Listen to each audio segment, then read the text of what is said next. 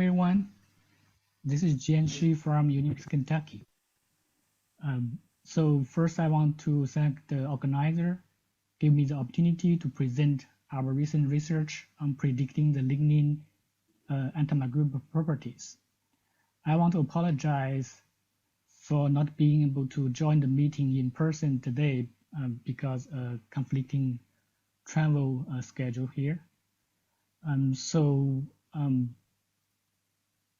Regarding my research, my group at University of Kentucky has been focusing on the biomass feedstock, the logistics and conversion to biofuels and bioproducts.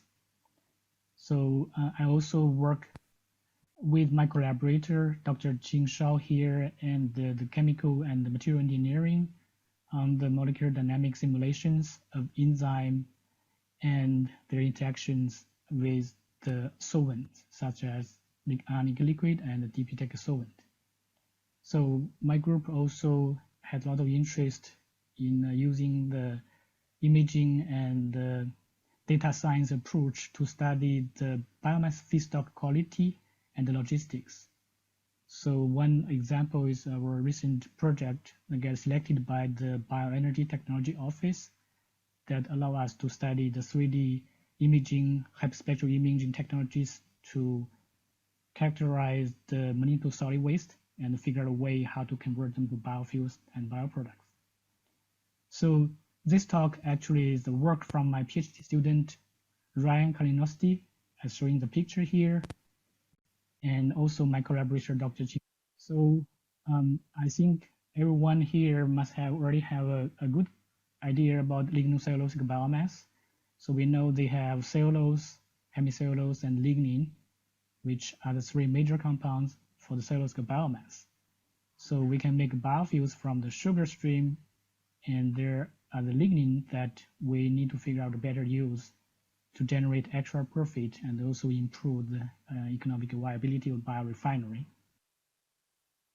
So people have been studying a lot of lignin valorization pathways over the past. So as you can see here, you can create almost everything from lignin, including the fuel molecules, the plastics, also some of the products and copolymers.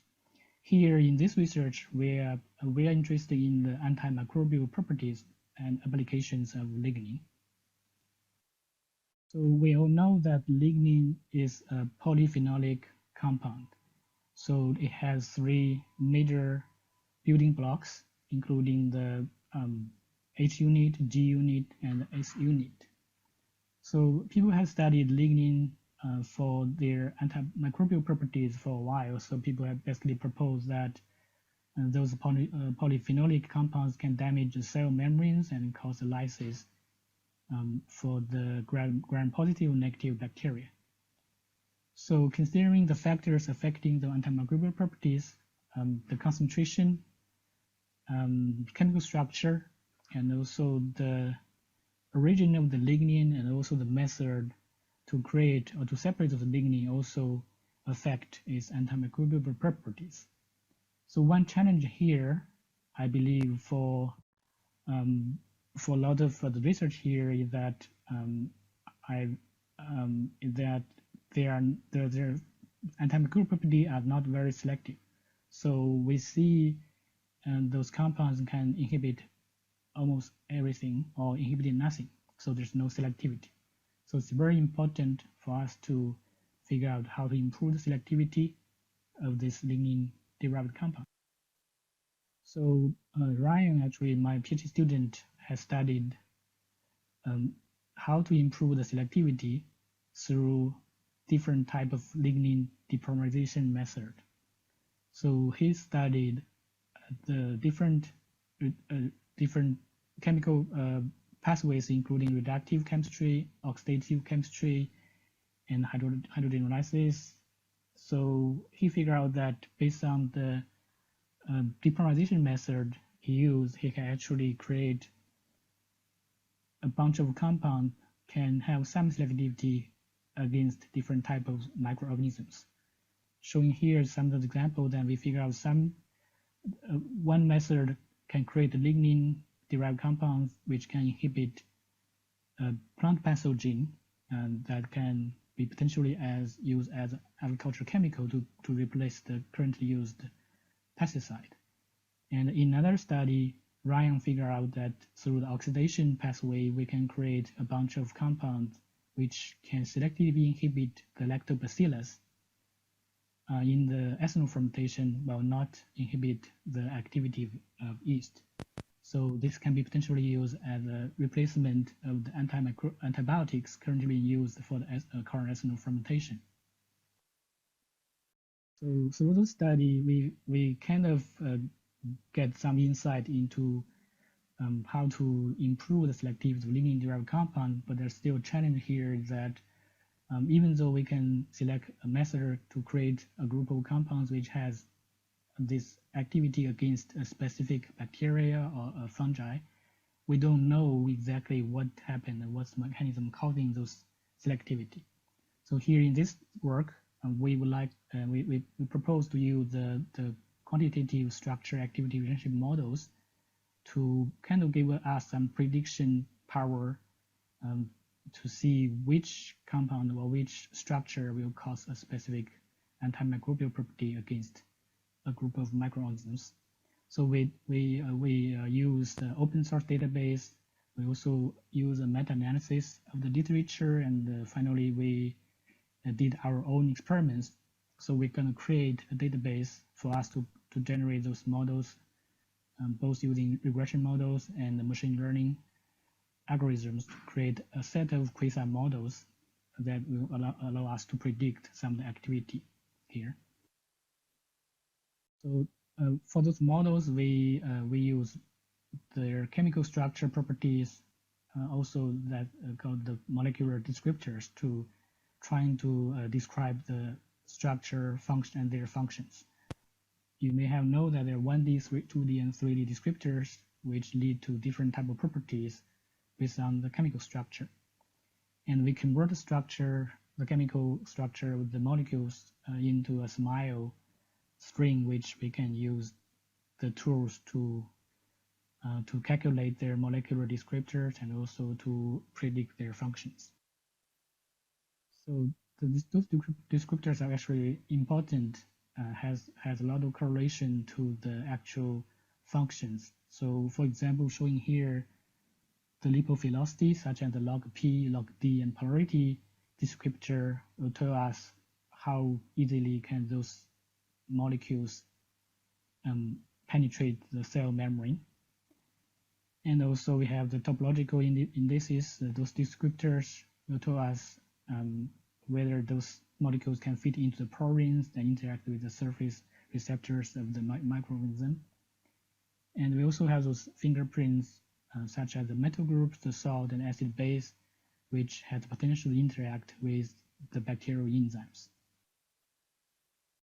So the traditional type of QSAR models use a relatively small set of data base, and they basically select a range of compounds, and they conduct the experiments to test their activity, and then linear regression will be performed to basically to create these QSAR models to give us some prediction power between the structure and the functionality. So recently there has been a lot of interest to use a much larger data sets as a data input for the models, for QSAR models. In this case, because data sets usually contains more than 1,000 or maybe 10,000 compounds, so we can use more complex algorithms such as machine learning algorithms to generate those models, and this will potentially give us better predictability and also higher specificity. So the goal of this research basically is we want to use a large open source database from non-lignin specific compounds, and we're going to feed them into the machine learning algorithms to develop the QSAR models based on two microbes. One is Bacillus subtilis, which is a gram positive bacteria, while E. coli is gram negative. So we want to use these two microorganisms as a model to show how this lignin-derived compound can have antimicrobial properties against these two bacteria.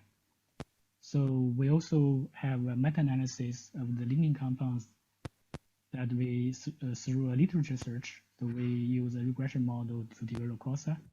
And lastly, we use a set of experiments that performed in our own lab. So we're also trying to use this set of data to develop QSAR models. We're going to compare the 3 different methods to see how can we get a better model for the prediction power. So we use the ChEMBL database, which is an open source database, contains 100,000 different compounds, but those are not really lignin specific. So from here, we can select those compounds that has activity or antimicrobial activity reported against the bacillus and also against the E. coli. So if you look at these numbers here, if we pick all the compounds that are in this database have MIC values, inhibition values against bacillus, we can have around 10,000 compounds. Then because those compounds has really not really specific or has nowhere close to a lignin-derived compound, so we down select them by sorting out those other elements like chlorine, phosphorus, sulfur, and after that we can have those compounds. Hello. Elements. Hi. And here we only get 768 compounds left. Then we further select or down select from those compounds to those who just have phenolics. So this will be another set of data which are more close related to lignin. So we got 300 compounds with these phenolic structures. So we did a similar thing for E. coli. So we can have this whole database, whole list of compounds, and also sorted compounds with just CHO, and also the compounds has at least one phenolic rings inside it. So we also convert the MIC, the minimum inhibition concentration, to a log MIC, so we can bring them into the same scale for the modeling purpose. So we use 5 different machine learning algorithms, including the SVM, the RFKN, decision tree, and the neutral network. So for the descriptor selection, we calculated 200 molecular descriptors using RDKit. So we want to down select from these 200 molecular descriptors to reduce the complexity of the modeling. So we remove those highly correlated features, and we remove those features has no meaning to this purpose. And we use principal component analysis to further down select those descriptors, so we can have a limited amount of descriptors which are highly correlate to the antimicrobial properties that we are interested. So performing this machine learning based QSAR modeling, we kind of generate a bunch of correlation values here. So based on the algorithms we used, we figure out the KNN performed the best on the training set for the bacillus-based compounds, and while the random forest algorithm seems to fit better for the E. coli-based compounds.